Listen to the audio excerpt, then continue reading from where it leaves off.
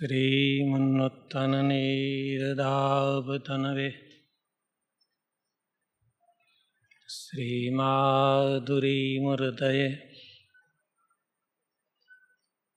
तुङ्गत्वङ्गतुरङ्गसङ्गिवृतये चञ्चच्चलदवाससे नानाहारमनोहराय हरये यष्ट्यालसत्पाणये तस्मै श्रीगुरवे भवाय सहजानन्दाय वन्दामहे। સ્વામિનારાયણ ભગવાનના પ્યારા ભક્તો, પ્રવચન પંચામૃત જ્ઞાન યજ્ઞમાં આજે આપણા 11 નિયમો એ વિશે આપણે વાત કરીશું. નિયમો માટે જો વિચાર કરીએ તો દેહ હોય કે બ્રહ્માંડ હોય, નિયમ સિવાય કંઈ ચાલતું નથી. ગમે તે માણસ હોય એને નિયમ તો પાળવો જ પડે. તમે ગાડી ચલાવતા હો તો એના પણ નિયમો હોય છે. ફાવે એમ બધા જ કંટ્રોલ મરડાતા નથી. આ પૃથ્વી નિયમમાં રહીને ફરે છે. સૂર્ય, ચંદ્ર, નક્ષત્ર, તારાઓ એ સૌ પોતપોતાના નિયમમાં જ ફરે છે. આપણા શરીરમાં જે ગતિ અખંડ ચાલી રહી છે, શ્વાસ, હૃદય, એ પણ એક નિયમ છે. માટે સ્વામિનારાયણ ભગવાન વચનામૃતમાં કહે છે, નિયમ, નિશ્ચય અને પક્ષ એ 3 વાના જેમાં હોય એ જ પાકો સત્સંગી. હવે એમાં 3 વાનામાં નિશ્ચય અને પક્ષ એ 2 બાબતો એવી છે કે એકવાર પાકી થઈ ગઈ પછી વાંધો આવતો નથી. શ્રીજી મહારાજે વચનામૃતમાં કહ્યું કે એકવાર નિશ્ચય થયો કે આ લીમડાનું ઝાડ છે, પછી એ નિશ્ચય બદલાતો નથી. એકવાર પરમાત્માનો દ્રઢ નિશ્ચય થયો પછી વાંધો આવતો નથી. ઘણાને એવા દાખલા યાદ આવે કે નિશ્ચય થયો તો પછી તૂટી ગયો તો એ નિશ્ચય થયો જ નહીં હોય. જેને સાચો નિશ્ચય થયો હોય એ ક્યારે પણ તૂટે નહીં. એવી જ વાત છે પક્ષની. એકવાર મનમાં ભગવાનના ભક્ત પ્રત્યે સદભાવ થયો, ભગવાનના ભક્તો સાથે આત્મીયતા આવી. તુલસીદાસજી મહારાજ કહે છે ને, તુલસી જ્યાકે મુખન સે ભૂલે નિકસે રામ, તાકે પગ કી પહનિયા મેરે તન કી ચામ. આવો સદભાવ, એનું જ નામ પક્ષ. એમાંય પછી વાંધો ના આવે, પણ સાવધાની રાખવી પડે છે નિયમની બાબતમાં. નિયમની ધાર કાયમ સતેજ રાખવી પડે છે. લશ્કરમાં મોટા મોટા હથિયારો રાખે છે કરોડોના, કાંઈ કામ ન હોય છતાં એને અવારનવાર ટેસ્ટિંગમાં લેવા જ પડે, નહીં તો કટાઈ જાય. નિયમનો એવો છે. ગમે તેવી પરિસ્થિતિ હોય પણ નિયમમાં જો ઢીલા પડ્યા એકવાર તો કાટ લાગવાનું ચાલુ થઈ જ જાય.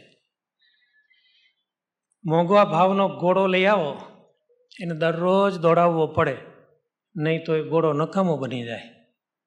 નિયમમાં તમે જો સાવધાની ન રાખો તો એમાં શિથિલતા આવ્યા વગર રહે જ નહીં. સ્વામિનારાયણ ભગવાન સત્સંગી જીવનમાં કહે છે અસિધારા સમમ જ્ઞેયમ પુંસામ નિયમશીલનમ. જીવને કઠણ લાગતું હોય તો નિયમમાં રહેવું કઠણ લાગે છે. મન ફાવે એમ વર્તવાનું હોય ત્યાં કોઈને કઠિનતા નથી લાગતી, પણ જ્યાં નિયમમાં રહેવાનું થાય કે આમ નહીં આમ જ કરો, તરત જ એને વસમું લાગે છે. તરવારની ધાર ઉપર ચાલ્યા બરોબર છે નિયમમાં રહેવું. હવે આવી રીતના નિયમની મહત્તા ઘણી બધી છે. જેને નિયમ ન હોય તો ભગવાનનો ભક્ત ન હોય. એક હરિભક્ત દરરોજ મંદિરમાં દેખાય, શું માળા ફેરવે, માળા ફેરવી અને જેટલા 2-5 પુસ્તક બાજોઠ ઉપર હોય એ વાંચી નાખે. પાછા બપોરે દેખાય, સાંજે દેખાય. કોઈએ પૂછ્યું, તમને બહુ સારો રંગ લાગ્યો છે, તો કે તમને ખબર નથી, શ્રાવણ મહિનો છે. મહિના પછી 1.5 મહિના પછી દેખાય જ નહીં મંદિરે. ક્યાંક ઓફિસમાં મળી ગયા, કેમ તમે દેખાતા નથી? હવે શું, શ્રાવણ મહિનો પતી ગયો, આ તો જાણે છોકરાઓને વેકેશન પડ્યું, હવે સ્કૂલમાં કોણ જાય? નિયમ એનું નામ નથી. શ્રાવણ હોય કે ભાદરવો, પણ ભજનમાં, ભક્તિમાં, સત્સંગમાં એ નિયમ બહુ જરૂરી છે. આમ તો શિક્ષાપત્રી શ્રીજી મહારાજે આપણને આપી. શિક્ષાપત્રીમાં આપણા માટે 642 આજ્ઞાઓ છે, વિધિ અને નિષેધ બંને મળીને. એમાંથી ચૂંટેલા નિયમો, આપણે જે આજે નિયમની વાત કરીશું એ શિક્ષાપત્રીમાંથી ચૂંટેલા છે, કોઈ મનકલ્પિત નથી. તમને કોઈ સહેજે પૂછે ક્યાંય પણ, કોઈ જિજ્ઞાસુ, તમારા સ્નેહી, તમારા સંપ્રદાયમાં દાખલ થવા માટે કે દાખલ થઈને કયા નિયમો પાળવાના, કદાચ કોઈ પૂછે ભાઈ મારે શું કરવાનું, હું સત્સંગી થવા તૈયાર છું પણ મારે કરવાનું શું, તો એને આપણે કેટલા નિયમ બતાવવાના? 11. શિક્ષાપત્રીમાંથી ચૂંટેલા 11 નિયમ એને કહેવાના. ઘણા હરિભક્તોને જો કે 11 નિયમ તો મુખપાઠ જ હશે, મોઢે જ હોય, ન હોય એવું ન બને. સ્વામિનારાયણ ભગવાને પ્રેમાનંદ સ્વામીને આજ્ઞા કરી કે સ્વામી, એવું એક પ્રાર્થનાનું પદ બનાવો, એમાં આપણા 11 નિયમો ગૂંથી લો, એટલે સત્સંગી માત્ર દરરોજ પ્રાર્થના બોલે તેમાં 11 નિયમ આવી જાય. એટલે દરરોજ યાદ રહે અને આપણને ખ્યાલ આવે કે આ 11માંથી મારી કચાશ કેટલામાં છે, હું કેટલો પાછો છું, કેટલો કાચો છું. તો એ પ્રાર્થના આપણા મંદિરોમાં દરરોજ બોલાય છે. નિર્વિકલ્પ ઉત્તમ અતિ નિશ્ચય તવ ઘનશ્યામ. એ પ્રાર્થના પદમાં પ્રેમાનંદ સ્વામીના શબ્દો છે. સહજાનંદ મહારાજ કે સબ સત્સંગી સુજાન, તાકું હોય દ્રઢ વર્તનો શિક્ષાપત્રી પ્રમાણ. સ્વામિનારાયણ ભગવાનના ભક્તોએ શિક્ષાપત્રી પ્રમાણે વર્તવાનું છે. 100 પત્રી મેં અતિ બળે. શિક્ષાપત્રીમાં ઉત્તમ નિયમ છે, પણ કેવા? બળે, બળે નહીં, અતિ બળે, ખૂબ જ મહત્વના નિયમ 11 જોઈએ, 11 નિયમો છે. અને એની વિકતિ પછી સ્વામીએ વર્ણવી છે 11 નિયમ. એમાં સૌથી પહેલો નિયમ કયો? હિંસા ન કરની. કાહુ કે અમારા આશ્રિતોએ કોઈ પણ જીવ પ્રાણી માત્રની હિંસા ન કરવી. અહિંસા પરમો ધર્મ. અહિંસા છે એ જ ઉત્તમ ધર્મ છે. સ્વામિનારાયણ ભગવાનના ઘણી જગ્યાએ અપમાન થયેલા, પણ શ્રીજી મહારાજે અહિંસાનો સિદ્ધાંત બહુ સ્પષ્ટતાથી અપનાવેલો. માન થાવ કે અપમાન થાવ. મહારાજ એકવાર ભુજ પધારેલા. ભુજમાં કોઈ મોટો અધિકારી જગજીવન યજ્ઞ કરાવે. સ્વામિનારાયણ ભગવાનના આશ્રિત હતા એક બીજા અધિકારી સુંદરજીભાઈ.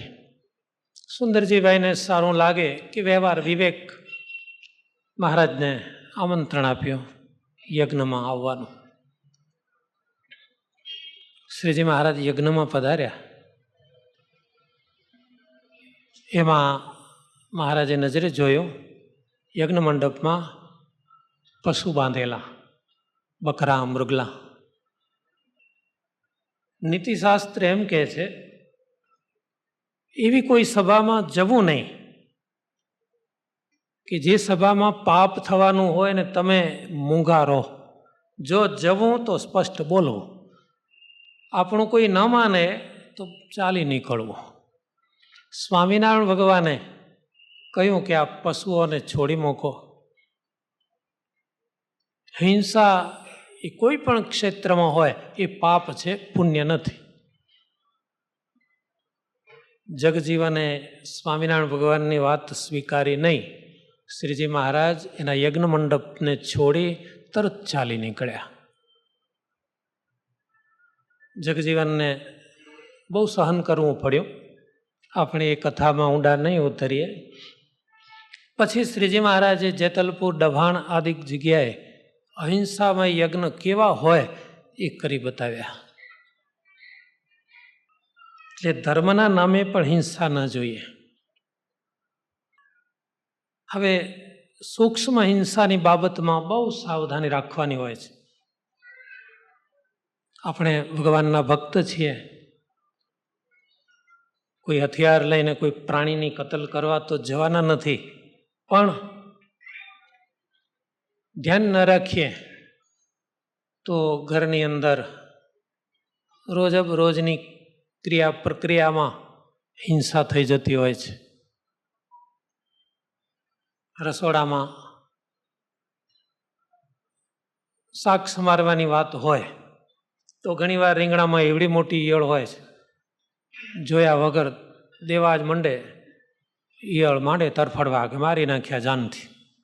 અને ઈયળ વિચારે કે સત્સંગી બેનના હાથે ગઈને કોક દાડો વળી એ સત્સંગીને ઘેર આવશો.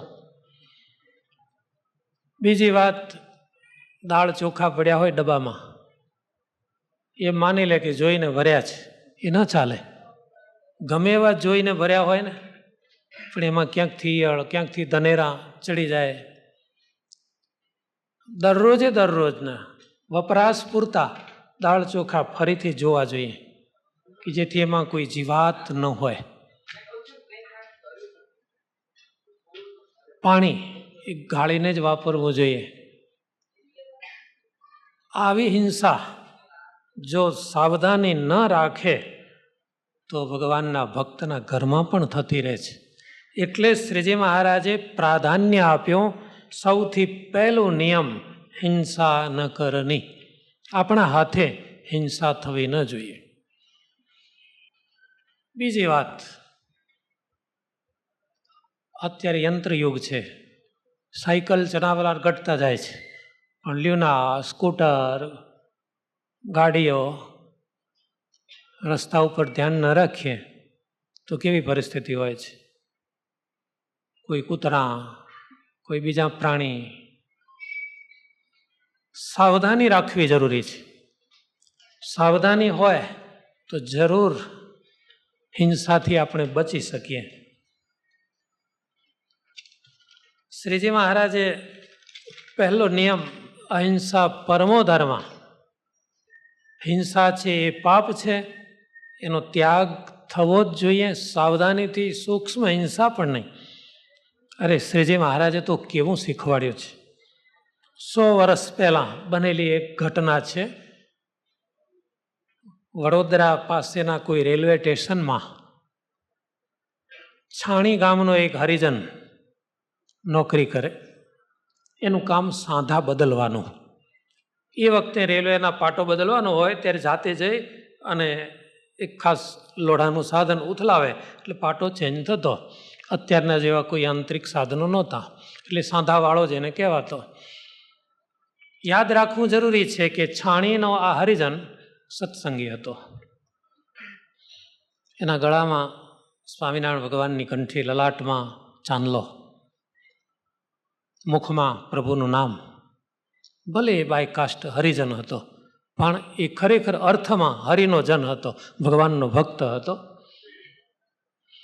એક દિવસે રેલવેના સ્ટેશનના સ્ટાફના સાહેબો, કોણ સાહેબો, એ હરિજન નહોતા, એ ઉચ્ચ વર્ણના હતા. બધા ભેળા થયા કે આપણે ઉજાણી રાખીએ.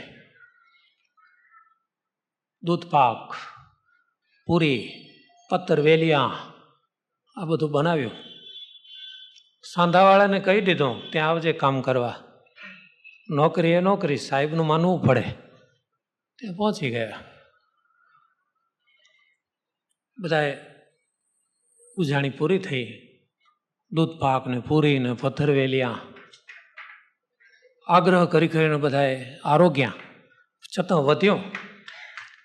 એટલે એક સાહેબ કહે છે પેલા સાંધાવાળા હરિજન ભાઈને, એટલે આ ભાઈ આ લઈ જજે, ઘેર ખાજે. એને હાથ જોડ્યા. સાહેબ માફ કરજો, મને કામ ના લાગે.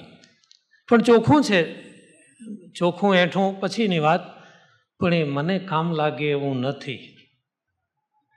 કંઈ કારણ હું સત્સંગી છું. પણ આમાં કામ ન લાગે એવું શું છે? કેવો સરસ દૂધપાક છે, જાડો રગડા જેવો, અને કેવી સારી પૂરી છે. સાહેબ જોવું છે તમારે? જો નારાજ ન થાવ તો વાત કરું, બતાવું. હા ચાલો ચાલો. આ સાંધાવાળો છે, પાછો કંઠીવાળો છે, શું કહેવા માગે છે? લોટ વધ્યો તો પૂરીનો, અને લોટ ઉપર ઝીણી થાળી ફેરવી નાનકડી. લોટની સપાટી જે આમ બરાબર સ્મૂથ થઈ ને એટલે ઈયળો ઉપર આવી ડોકા કરતી કરતી. નામદાર સાહેબો માફ કરજો, આ લોટની પૂરી તમે ખાધી છે. હું ભલે હરિજન છું પણ સ્વામિનારાયણનો સત્સંગી છું. આ પૂરી મને કામ ના લાગે.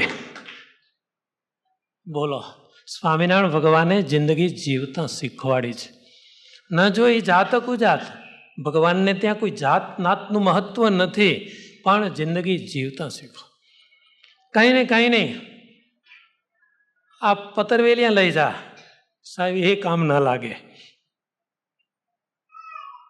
પતરવેલિયાના પાંદડા બચ્યા હતા ને, ઉથલાવીને બતાવ્યા. પાંદડાના પાછલા ભાગમાં જ્યાં પાનની નસો હોય ત્યાં પુષ્કળ મેલો લાગેલો. મેલો કદાચ તમે સમજતા હશો, સૂક્ષ્મ જીવાત થાય છે. જોઈ લો, કોણે સાફ કર્યા હતા સાહેબ? દૂધપાકનું તો નામ જ ન લીધું, નહીં તો આ ભાઈ પાસે જવાબે તૈયાર જ હતો. જતાં જતાં કહેતા ગયા, આ સ્વામિનારાયણ વાળાએ આપણી આંખ ઉગાડી. આપણે બધા સાહેબો છીએ, આપણને રોજ સલામ ભરે છે, પણ આવી જિંદગી જીવવાની કળા, આવી આવડત તો આપણને ખ્યાલ નથી. આ છે પહેલું નિયમ અહિંસાનું. જેના આહાર વિહાર ચોખ્ખા હોય ને એ તપસ્વી બની શકે છે, એ સંયમી બની શકે છે. એટલે ભગવાનના ભક્તોએ સાવધાની રાખવાની, ડગલે અને પગલે આપણા આહારમાં, ઘરમાં ક્યાંય હિંસા, સૂક્ષ્મ હિંસા ના થાય. બીજો નિયમ, પરત્રિય સંગ કો ત્યાગ. શ્રીજી મહારાજે જ્યારે શિક્ષાપત્રીમાં આ વાત લખી ત્યારે આ વાતની જેટલી જરૂરિયાત હશે એના કરતાં અત્યારે લાખ ગણી જરૂરિયાત છે વર્તમાન યુગમાં. કારણ એટલા બધા પ્રચાર માધ્યમો, અનેક પ્રકારના સાહિત્યો, અનેક પ્રકારના ચિત્રો, પિક્ચરો, માણસની વિકૃત મનોવૃત્તિને સતત ઉશ્કેર્યા કરે છે. સંસારમાં રહીને સંસારમાં સરસો રહે, સંસારમાં સમાજમાં રહીને પણ જે એક પત્ની વ્રતધારી છે એ જ સાક્ષાત રામનો પરિવાર છે, બીજાનું કામ નથી.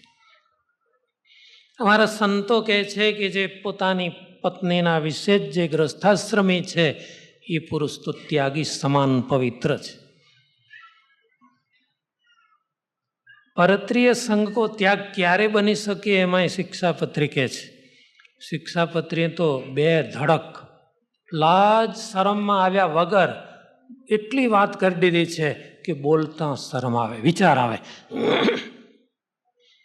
પરંતુ વાસ્તવિકતા સમજો તો શિક્ષાપત્રીની સચ્ચાઈ અણિશુદ્ધ છે. કઈ રીતે?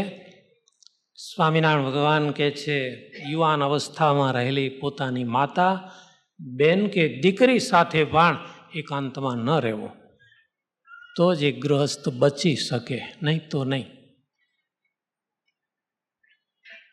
સમાજમાં અપકીર્તિ, અનેક પ્રકારના રોગ જેની કોઈ દવા પણ ન હોય એવા દર્દોમાં સપડાય છે. માટે બીજો નિયમ પરત્રીય સંઘ કો ત્યાગ, એ બહુ જરૂરી છે. જેનામાં આ નિયમ નથી એનું મન નબળો છે, એ માનસિક નબળાઈ હતાશાનો ભોગ બને છે. એ ક્યારેય ભક્તિમાં, ભજનમાં, આધ્યાત્મિકતામાં, સત્કર્મમાં આગળ વધી શકતો નથી. ત્રીજો નિયમ માંસ ન ખાવત.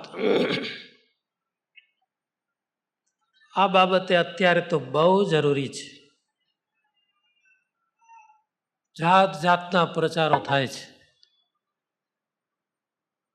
ઘણા અમારી પાસે આવીને દલીલો કરે છે કે માંસ બરાબર છે પણ ઈંડા એ માંસ ન કહેવાય. ત્યારે એને જવાબ આપીએ કે ઈંડા માંસ ન કહેવાય, એ તમે નિર્ણય કરો કે અમે નિર્ણય કરીએ એના કરતાં મરઘીને જ પૂછો ને, એ શું કહે છે. એને જ્યારે ઈંડું જન્મે ત્યારે તમે એનું ઈંડું ઉપાડો તો કેટલી વ્યાકુળ બની જાય છે. એ જ સાબિતી છે કે માને છે કે આ મારું બચ્ચું છે. ગાયનું દૂધ લઈને આપણે નીકળીએ ત્યારે ગાય વ્યાકુળ નથી થતી, એ માને છે કે મને ઘાસપૂળો કરે છે તો મારું દૂધ એ લે છે. એ સિવાય પણ શ્રીજી મહારાજે તો બહુ સ્પષ્ટતા કરી છે. ઔષધ ઘણી એવી દવાઓ છે કે એમાં પણ પ્રાણીજ વસ્તુઓ ઉમેરાય છે. અત્યારે તો એ રીતે તો સારું છે, કોઈ પણ બાટલી ઉપર લખેલું હોય છે અંદર કઈ કઈ વસ્તુ હોય છે. એટલા માટે શિક્ષાપત્રીમાં લખ્યું છે જાણીતા વૈદ્યની દવા લેવી. આપણા ઓળખીતા ડૉક્ટર હોય તો કહેવાય સાહેબ જરા એવી દવા આપજો, કદાચ ભલે 4 દાડા વધુ ખાવી પડે પણ મને એવી દવા લખી આપજો કે જેમાં કોઈ પ્રાણીજ વસ્તુનો ઉમેરો ન હોય. સ્વામિનારાયણ ભગવાન કહે છે કે જેના આહારમાં માંસ આવે તો એમાં આસુરી ભાવ આવે છે તરત જ. કેટલાય પ્રાણીઓના નિશાસા એમાં ઉમેરાય છે. જ્યારે પ્રાણીના ટોળાને લાકડી લઈને કતલખાને લઈ જાય, કતલખાનાનો દરવાજો આવતા પહેલાં પ્રાણીઓ વિહવળ બની જાય છે. એને ખબર પડી જાય છે કે આમાં અમને લઈ જાય છે શા માટે. નિર્દોષ પ્રાણીઓને મારીને પછી જે જીવો એના માંસને પોતાના આહાર તરીકે અપનાવે એ અસુર સિવાય બીજું કોઈ ન હોય. સ્વામિનારાયણ ભગવાને સત્સંગી જીવનમાં ઉપરીચર વસુ રાજાની વાત કરી છે. એમની પાસે એટલું પુણ્ય હતું કે સદેહે સ્વર્ગમાં જઈ શકતો. આપણે લોકમાં કહેવત છે કે આપ મુવા સિવાય સ્વર્ગે ન જવાય, પણ એ મર્યા વગર ઉપરીચર સ્વર્ગમાં જતો હતો. એટલા પુણ્ય હતા. એકવાર ત્યાં દેવતાઓ અને મહર્ષિઓ વચ્ચે હિંસા અને માંસની ચર્ચા ચાલી. ઉપરીચર અને ઇન્દ્રને મિત્રતા હતી. ઇન્દ્રને ખોટું ન લાગે એટલે એમણે ગોળ ગોળ જવાબ આપ્યો. એમાંય વાંધો નહીં ને આમાંય વાંધો નહીં, આ એ સાચું છે ને આ એ સાચું છે, આટલો જ્યાં ઉચ્ચાર કર્યો તો તરત જ એના પુણ્ય ધોવાઈ ગયા, એ ધરતી ઉપર પડ્યો. સ્વામિનારાયણ ભગવાને ત્રીજા નિયમમાં સાવધાનીપૂર્વક વાત કરી છે, કોઈ પણ સંજોગોમાં ક્યારેય પણ અમારા આશ્રિતોએ માંસ ભક્ષણ કરવું નહીં. ચોથો નિયમ, મદ્ય કો પીવત નહીં. આ તો વળી બહુ જરૂરી છે. શિક્ષાપત્રી એટલી સમય સાથે તાલ મિલાવે છે. વર્તમાન યુગમાં વર્તમાન જીવન સાથે શિક્ષાપત્રીની એક એક આજ્ઞાઓ બહુ જરૂરી છે. મદ્ય, શિક્ષાપત્રીમાં એમ લખ્યું 3 પ્રકારની સુરા અને 11 પ્રકારનું મદ્ય. સુરા એટલે જલદ દારૂ અને મદ્ય એટલે હળવો દારૂ. પણ અત્યારે તો 11નો આંકડો નથી રહ્યો, કેટલાય પ્રકારના મદ્યો પણ અમારા આશ્રિતોએ ક્યાંય પણ ક્યારે પણ નહીં. મદ્ય કોને ગમે? એટલે દારૂ કોને પ્રિય છે? પુરાણમાં એવી કથા આવે છે કે સમુદ્ર મંથન કર્યું દેવો અને દૈત્યોએ. સમુદ્ર મંથન કર્યું, એમાંથી મદિરા પેદા થઈ. એ અસુરોએ લીધી, દેવતાઓએ ન સ્વીકારી. આ એક પુરાવો છે કે મદિરા કોને ગમે. કદાચ કોઈને માઠું લાગે કે અમે અસુરો, ના, તમે બહુ સજ્જનો, પણ પીધા પછી તમારો સ્વભાવ કેવો હોય છે? તો એ સાબિતી છે કે મદિરા સાત્વિક વૃત્તિઓને તામસી વૃત્તિઓમાં પરિવર્તિત કરી નાખે છે. અત્યારે લાખોના ખર્ચે એનો નિષેધ કરાય છે, પણ સ્વામિનારાયણ ભગવાને એવું કાર્ય કર્યું છે. લંડનમાં આજથી 20 વર્ષ પહેલાં એક પોલીસ અધિકારી ત્યાંના આપણી સભામાં આવેલા કે જ્યાં જ્યાં તમારા આ ચાંદલાવાળા જ્યાં રહે છે ત્યાં અમારા લંડનમાં કોઈ ગુના બનતા નથી, કે કોઈ ગુના નથી બનતા. કે મને અનુભવ છે, અમારી પોલીસ ચોકીના અમારો સ્ટાફ ત્યાં નવરો જ બેઠો હોય છે. કારણ કે હું આ માણસોને જોઉં છું ને, ત્યારે ગાડીમાં જોઉં, કંઈ જોઉં તો એમ થાય છે કે ના ના, આ માણસો તો બહુ સજ્જનો છે. જે એરિયામાં રહે છે ને જે વિસ્તારમાં તમારું મંદિર છે ત્યાં કોઈ ગુનાખોરી બનતી નથી. જવાબમાં એક હરિભક્તે અંગ્રેજીમાં કહ્યું કે એ પ્રતાપ છે આ શિક્ષાપત્રીનો, અને આ શિક્ષાપત્રીના લેખક સ્વામિનારાયણ ભગવાનનો. એ શિક્ષાપત્રી જ વખતે એને આપી. શ્રીજી મહારાજે જે વાત કહી છે એ વાત જો સમાજ સ્વીકારે તો આ લાખો કરોડોના ખર્ચે પ્રચાર કરવો ન પડે. ન પીશો, ન પીશો. 5મો નિયમ, વિધવા કો સ્પર્શત નહીં.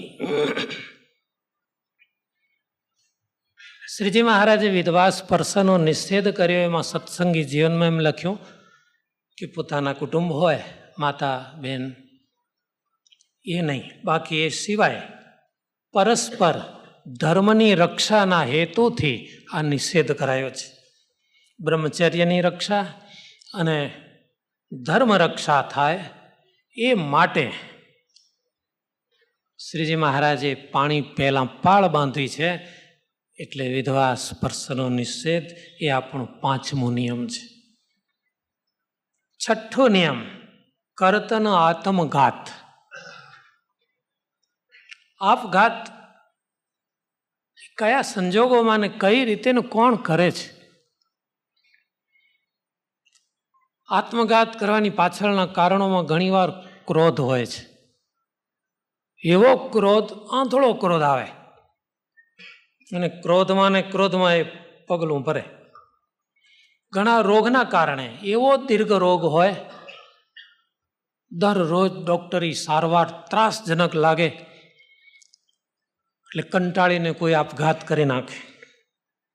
ઘણીવાર ક્લેશ એટલે ઘરમાં ઝઘડા. આવા કોઈ ક્લેશના કારણે પણ આપઘાત કરે. ઘણીવાર અયોગ્ય આચરણ, એવું કોઈ ખરાબ આચરણ થઈ જાય, માણસો બધા એની સામે હાથ લાંબો કરે, જો પેલો જાય છે અને એ આપઘાત કરે. તો ઘણીવાર ધર્મના નામે, આપણા દેશમાં તો એવું પણ ચાલતું હતું કે કોઈ કાશીએ જઈને કરવત મુકાવે ને એટલે કૈલાસવાસ થઈ જાય.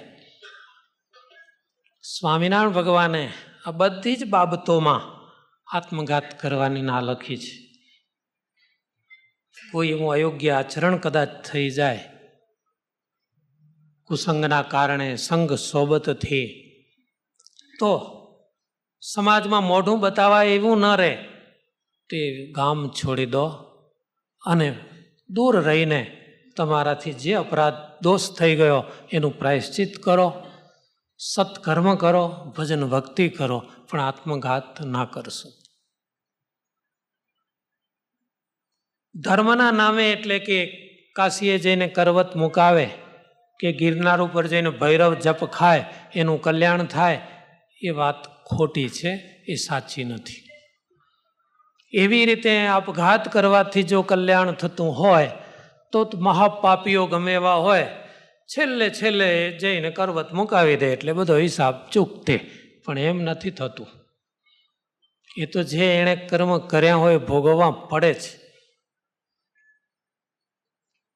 ઘણીવાર એવો દીર્ઘ રોગ હોય, કદાચ પૂર્વના પ્રારબ્ધના કારણે એ રોગનું દુઃખ સહન કરવું પડતું હોય, આપઘાત કરવાથી એ પ્રારબ્ધ મિથ્યા થતા નથી, બીજો જન્મ લઈને ભોગવવા પડે છે. માટે અમારા આશ્રિતોએ ક્યારે પણ આપઘાત ન કરવો. ઘરમાં ક્લેશ થાય, ઘણીવાર ઘરમાં ઝઘડો થાય, માનવ સ્વભાવ છે, થાય. પણ ક્લેશના સમાધાનના એક નહીં અનેક રસ્તા છે. ક્લેશ વધે કોના ઘરમાં જાણો છો? અહંકાર. આ દુનિયામાં બધાને ઈગો બહુ આડું આવે છે. અહંકાર એવો આવે કે તું મને કહેવા વાળો, હું તારાથી 18 વર્ષ મોટો છું, બસ. એટલે 18 વર્ષ મોટો એટલે મને બધી વાતે અહંકાર કરવાની છૂટ. આ પણ ખોટો ગર્વ છે. મોટા માણસ કોનું નામ? તમે 18 વર્ષ મોટા હો કે 8 વર્ષ કે 38 વર્ષ, મોટાની મોટાઈ સહન કરવામાં મપાય છે, અહંકારમાં નહીં. નિષ્કુળાનંદ સ્વામી કહે છે,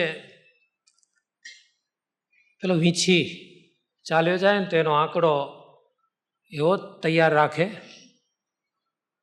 એને જોઈને કોઈને દયા આવે છે કે બિચારો વીંછી કેવો રૂપાળો આંકડો છે, લ્યો એના ઉપર ફૂલ મૂકીએ. કોઈ દિવસ દયા આવે? આંકડો વાંકડો વીંછીના સરખો, એવો ન રાખીએ વારું, દેખી દ્રગે કોઈ દયા ના આણે, પડે માથામાં પેજારું. પેજારું એટલે જોડો. બોલો, આંકડો વાંકડો વીંછીના સરખો. અહંકાર, ગર્વ એ આપણને પૂજા નથી કરાવતો, આદર પાત્ર નથી બનાવતો. ઘરમાં શાંતિ જોઈતી હોય, કુટુંબમાં સુખ જોઈતું હોય તો જેમ નખ કાપી નાખીએ ને, જેમ વધે ને એમ નખ કપાય, એમ જ્યારે અહંકાર વધે એટલે થોડો ઉડાવતા જવું, થોડો ઉડાવતા જવું. કારણ કે વધે છે, જેમ નખ વધે ને એમાં અહંકારે થોડો વધે. અનેક ક્ષેત્રના અહંકારો હોય છે, પૈસાનો, રૂપનો, કળાનો, કારીગરીનો, અનેક અહંકારના માધ્યમો છે. પણ જેમ વધતો જાય એમ નખની જેમ થોડા કાપતા રહેવું પડે. તો એ ઘરની અંદર સતયુગ જેવું વાતાવરણ રહે છે. તો આપણો છઠ્ઠો નિયમ, અમારા આશ્રિતોએ ક્યારે પણ આપઘાત કરવો નહીં. સાતમો નિયમ એ તો વળી બહુ જોખમી છે. ચોરી ન કરની કાહુ કી. બોલો આ કોણ છોડે છે? ચોરી વગરનું ક્ષેત્ર કોઈ હોય ખરું? કોઈને એમ લાગે મંદિરમાં જોડા ચોરાઈ જાય છે. બૂટ ચપ્પલ ચોરવાનો સારામાં સારો કોઈ બિઝનેસ તો મંદિરો હોય, કારણ કે એ સિવાય તો ક્યાંય લાગ મળે નહીં. ઘણા કહે છે એમાં છોકરા નિર્દોષ કહેવાય. ના, એ પરીક્ષામાં ચોરી કરે છે. બોલો, પરીક્ષામાં ક્યાં ને ક્યાં કાપલીઓ ઘુસાડે છે. કપડાં બગડે તો ભલે બગડે, પણ આડાવડો કરીને એના ઉપર લખી જાય. ચોરી વગરનું કોઈ ક્ષેત્ર શોધવા જેવું છે. ઘર હોય, સ્કૂલ હોય, એમાં ચોરી થાય. ઓફિસમાં, ઓફિસ એટલે તમારી સરકારી ઓફિસ હોય, એમાં ચોરી થાય. શાની થાય? કામ ચોરી. બીજું કંઈ ન હોય તો છેવટે કામ ચોરી. કેમ ભાઈ, શું ચાલે છે? કેમ ચાલે છે? સાહેબ મારી પેરી ફાઇલ કાલ આવજે. પતી ગયું. એટલે ચોરી, દુકાનમાં ચોરી થાય? કેમ ના થાય? જરૂર થાય. કોઈ પણ ક્ષેત્ર, ખેતરમાં ચોરી. હિસાબમાં ચોપડા કે છે 2 જાતના રખાય છે. ડાયરીઓ 2 જાતની હોય છે. આખો દેશ ધ્રુજે એવી હોય છે ને. એકાદશી ક્યારે છે ને હરિનવમી ક્યારે છે એ પણ ડાયરીમાં હોય છે. સ્વામિનારાયણ ભગવાન કહે છે અમારા આશ્રિતોએ ચોરી ન કરવી, કારણ કે સ્તેન કર્મ ન કર્તવ્યમ ધર્માર્થમપી કેનચિત. તમારા ઘર માટે, તમારા સ્વાર્થ માટે, તમારા અંગત જીવન માટે ચોરી ન કરશો, પણ ધર્મના માટે પણ ચોરી ન કરવી. તમે મંદિરે જતા હો, રસ્તામાં કોઈના મકાનના ખાલી જગ્યામાં ફૂલ વાવ્યા હોય, એમાં ગુલાબ સરસ ખીલ્યા હોય, દિવાલ બહારથી તમારો હાથ કદાચ પહોંચી જાય કે લાવો ને એક ફૂલ લેતો જાઓ, મંદિરમાં ઘનશ્યામ મહારાજને અર્પણ કરીશું. તો એ ઘનશ્યામ મહારાજ પોતે જ કહે છે ધર્માર્થમપી, ધર્મના માટે પણ ચોરીનું કામ ક્યારે ન કરવું. એમાં વાંધો શું છે? આપણે કદાચ દલીલ કરીએ, હે પ્રભુ એમાં શું વાંધો છે?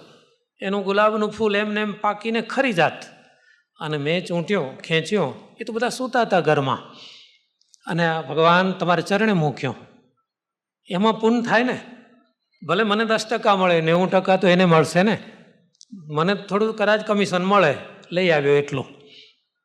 તો સ્વામિનારાયણ ભગવાન કહે છે ના, ધર્મનો ન્યાય કેવો છે સાંભળજો.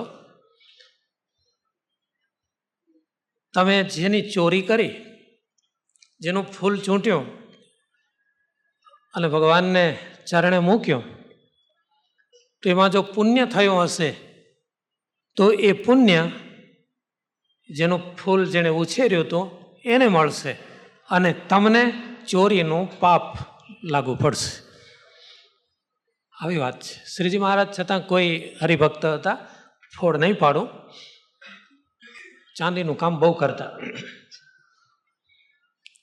ઘણું બધું કામ આવે, એમાં થોડી થોડી ચાંદી લઈ લીધી. એટલે લોટી બનાવી, એવી સરસ લોટી બનાવી, શ્રીજી મહારાજને આપી. મહારાજ કહે ચાંદી તમારી છે? અમારી જ ગણાય ને મહારાજ. ના, ગણાય નહીં. તમારી ગણાય એમ કઈ રીતે કહેવાય? સાચું બોલો. મહારાજ આ રીતે થોડી થોડી લીધી. હવે એમાં ક્યાં વાંધો છે? એનું સારું થાય, બધાનું, તમામ ગ્રાહકનું સારું થાય. મહારાજ કહે છે ગ્રાહકનું સારું થશે, તમારું ખરાબ થશે. ધર્મના માટે પણ કોઈ પણ ક્ષેત્રમાંથી ક્યારેય ચોરી નહીં કરવાની. કોઈના ખેતરમાંથી ચાલ્યા આવતા હો, એક ચપટી પણ એના ખેતરમાં જે કંઈ અનાજ હોય, શીંગો હોય, એક શીંગ કે એક કણસલું પણ એના માલિકને પૂછ્યા સિવાય ન લેવું. ચોરીને સતાનંદ સ્વામી મૂષક વૃત્તિ કહે છે. માણસને સારું લાગે છે, ભાવી જાય છે.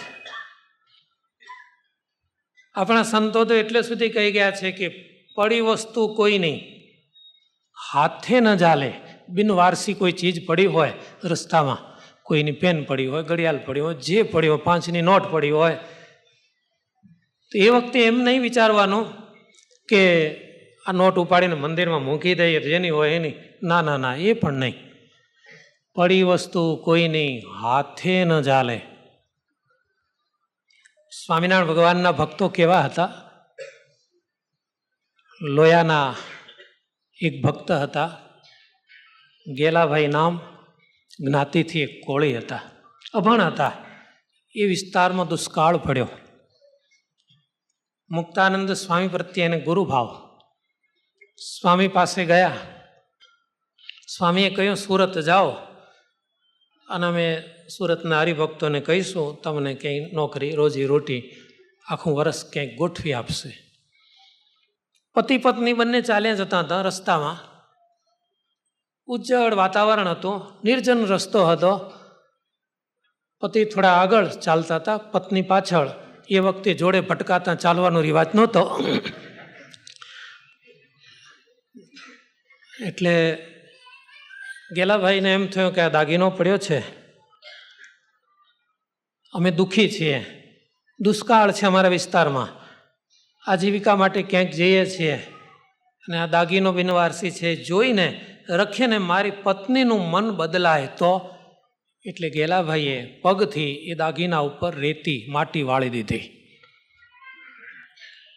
પત્નીએ સ્પીડ વધારી, પતિ પાસે પહોંચી જાય છે. શું કરતા હતા ત્યાં? પૂછ્યા સિવાય તો રહેવાય નહીં, એ તો સ્વભાવ છે. શું કરતા ત્યાં ઊભા રહીને? કંઈ નહીં. આ લોકોનો સ્વભાવ છે મોંઘા થવાનો, એકદમ વાત કહી ન દે. ના, કંઈ નહોતું. ના, પણ સાચું બોલો, મારાથી તમે કંઈ છુપાવો છો, મારાથી તમે કંઈક છુપાવો છો, બોલો. અને ગેલાભાઈ કહે છે, સાચું કહું, આપણે તો સ્વામિનારાયણ ભગવાનના આશ્રિત છીએ. ભલે કદાચ અત્યારે વિપરીત દેશકાળના ભોગ બન્યા છીએ, દુઃખી છીએ, કોઈનો દાગીનો પડ્યો તો મને એમ કે તને કદાચ કોઈ વિચાર આવે એટલે મેં માટી વાળી દીધી. સાંભળજો હવે પત્નીનો જવાબ. આ ગેલાભાઈ કોળીના પત્ની કહે છે, અરે તમને પારકા દાગીનામાં સોનું દેખાયું, મને તો માટીની માટી જ છે, એમાં માટી વાળવાની ક્યાં વાત છે. આવા આશ્રિતો સ્વામિનારાયણ ભગવાનના. અને 11 નિયમોમાં એણે કેવો આ નિયમ આત્મસાત કર્યો હશે કે પડી વસ્તુ કોઈની હાથે ન ઝાલે. રાજ 8મો નિયમ, કલંક ન કોઈ કો લગાત. કલંક એટલે કે મિથ્યા આરોપ. તમે જાણતા ન હો છતાં અંદાજ કરીને, હા તું ચોર જ છે, તું જ હોય, બીજો કોણ, એ ક્યારે પણ બોલશો નહીં. વાણીના 4 દોષ છે, શાસ્ત્રમાં લખ્યું છે. આપણે જે વાણી છે, ઈશ્વરે જીભ આપી છે, એનાથી 4 પાપ થાય છે. એક તો ખોટું બોલવું, એ વાણીનું પાપ. બીજું અપશબ્દો બોલવા એટલે કે ગાળો બોલવી, એ વાણીનું પાપ. ત્રીજું ચાડિયાપણું.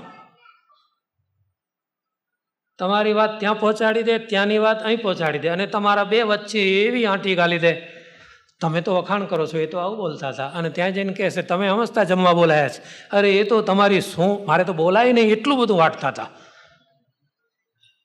અને આની વાત ત્યાં પહોંચાડે, ત્યાંની વાત ત્યાં પહોંચાડે, આખા ગામમાં. અત્યારે તો સરકારે કેટલા માધ્યમો કરોડોના ખર્ચે ઊભા કર્યા, અને આ વખતે ઘરનું ખાઈને આ લોકો એકબીજાની વાતો પહોંચાડ્યા કરે.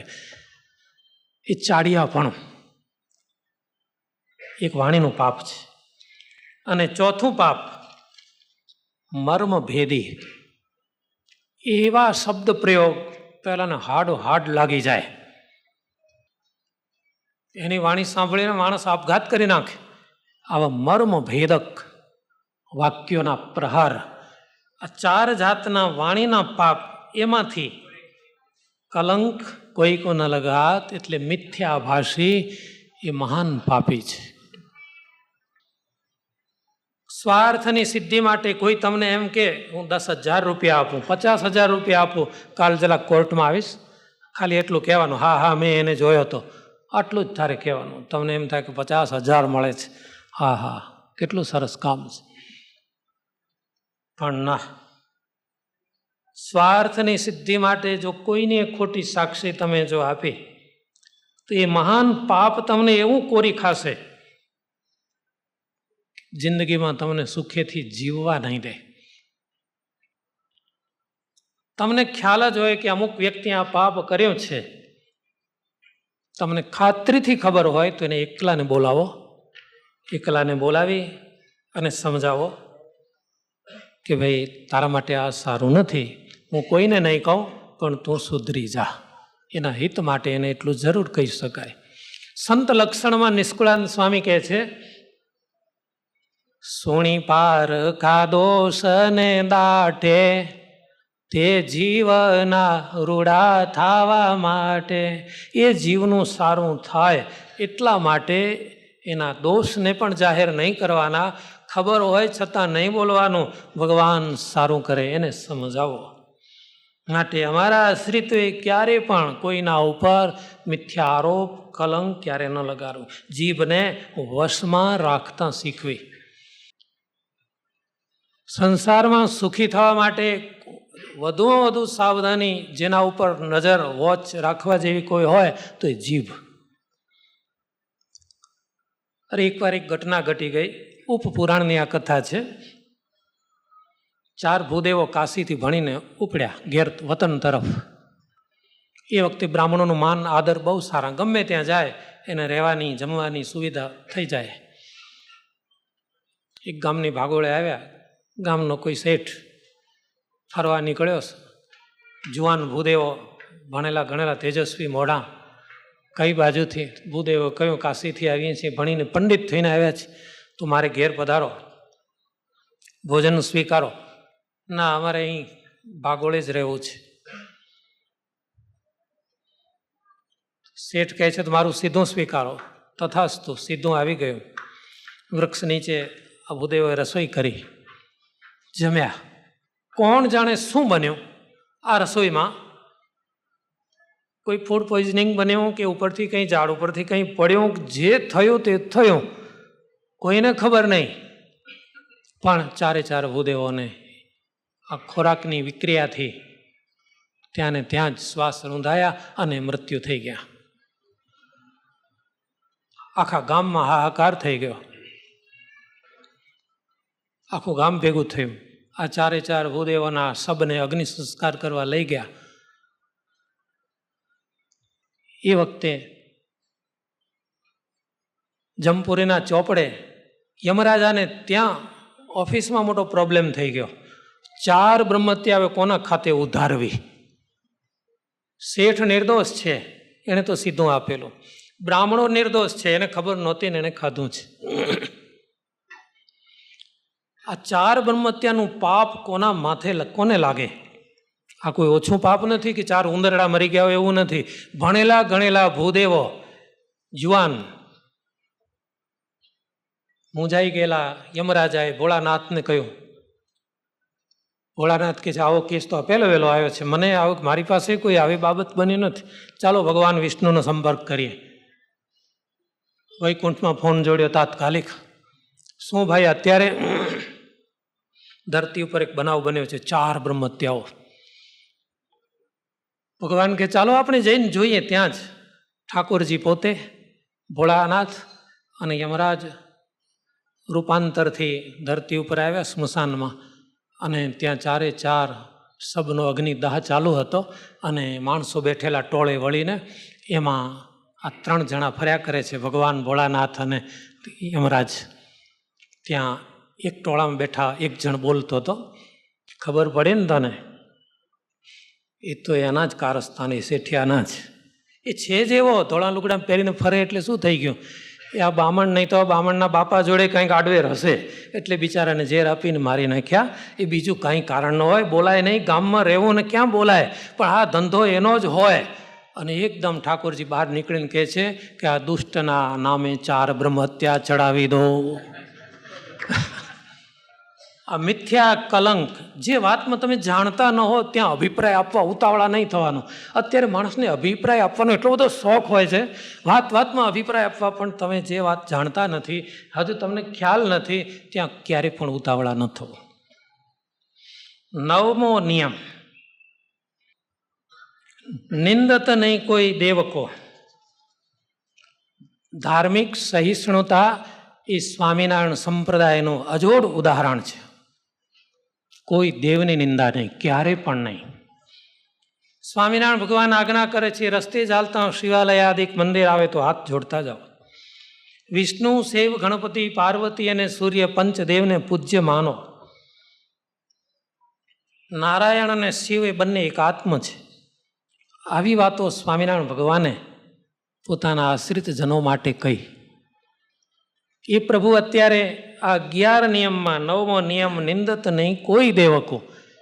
ગમે તે દેવ હોય, કોઈને ને કોઈને દેવને પ્રત્યે શ્રદ્ધા હોય એને નિંદા ન કરાય. ગામને ચોરે 10-12 જુવાનિયા બેઠેલા અને એક વૃદ્ધ ડોસા, બહુ અતિ વૃદ્ધ, નીકળ્યા. ચાલતા ચાલતા લથડતા જાય એટલે 10-12 છોકરામાંથી 5-7 જણા એ વયોવૃદ્ધ વડીલની મસ્કરીની ભાષા બોલવા માંડ્યા. જો પેલો ડોસો હવા આવે તો ઉડી જશે, હમણાં પડી જશે, હમણાં આમ થઈ જશે. એક છોકરો બોલે નહીં. કેમ તું મોંઘો બેઠો છે? એ મારા બાપુજી છે કે દેવમાં આવું હોય છે. તમે એમ કહો આ મહાદેવ આવા છે ને આ આવા છે, પણ જેને એના પ્રત્યે શ્રદ્ધા છે, જેને ભક્તિભાવ છે, તો એને કેવું ખોટું લાગે. ધર્મ સહિષ્ણુતા, નિંદત નહીં કોઈ દેવકો.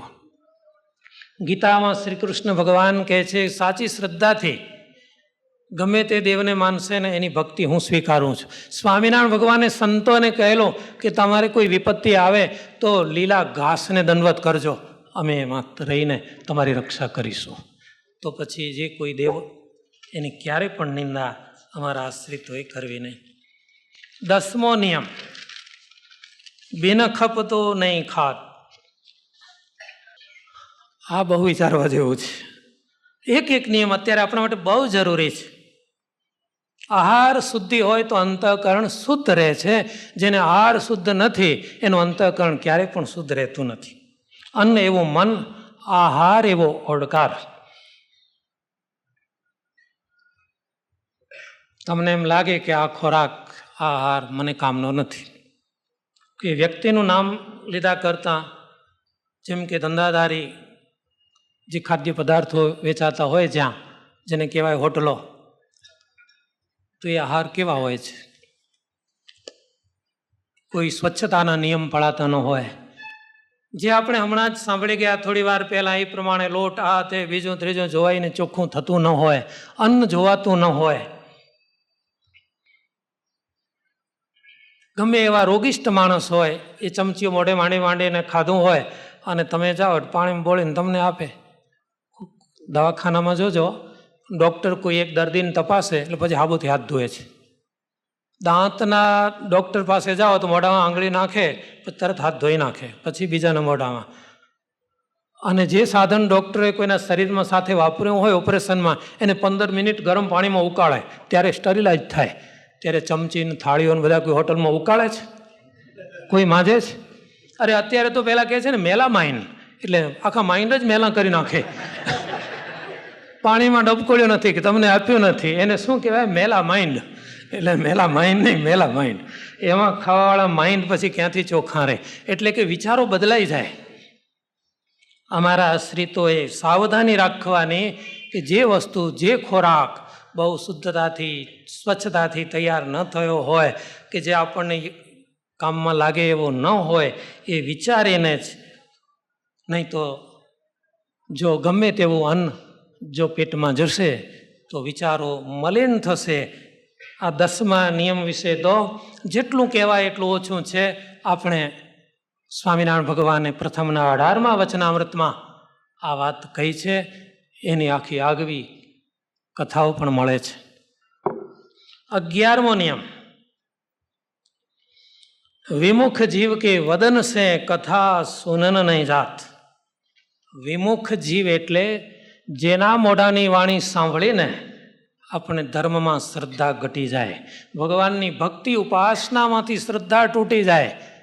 એના મોઢે એમ કહો કે ભાઈ ગીતા વાંચવાના છે કે ભાગવત વ્યાખ્યાન આપવાના છે, પણ એની વાણીનો અનુભવ થાય કે સાંભળ્યા પછી ભગવાન કે ભગવાનના અવતારો, એમના ચરિત્રો, એની યુક્તિથી નિંદા થઈ હોય, ભગવાનની ભક્તિ, ધર્મ, સત્સંગ એના પ્રત્યે આપણને શ્રદ્ધા તૂટી જાય, એવી કોઈની વાણી હોય, આવો ભગવાનથી વિમુખ આત્મા એના મોઢે પછી ભગવાનની કથા થતી હોય છતાં પણ સાંભળવા જવું નહીં. આ 11 નિયમો છે એ ભગવાનના ભક્ત તરીકે આધ્યાત્મિક જીવનમાં, ધાર્મિક જીવનમાં, કૌટુંબિક જીવનમાં અને સામાજિક જીવનમાં બહુ જરૂરી છે. સત્સંગમાં આપણો એક શબ્દ વપરાય છે કે પંચવર્તમાન. એ પંચવર્તમાન 11 નિયમમાં જ આવી જાય છે. આ 11 નિયમો એટલે સ્વામિનારાયણ ભગવાનની આજ્ઞા છે. શ્રીજી મહારાજે કહ્યું કે ભલા થઈને અમારી જીભ ઉપર પગ મૂકશો નહીં, એટલે કે અમારી આજ્ઞાઓ ક્યારે પણ લોભશો નહીં, તો અમે અને તમે સદાય સાથે રહીશું. સ્વામિનારાયણ ભગવાન.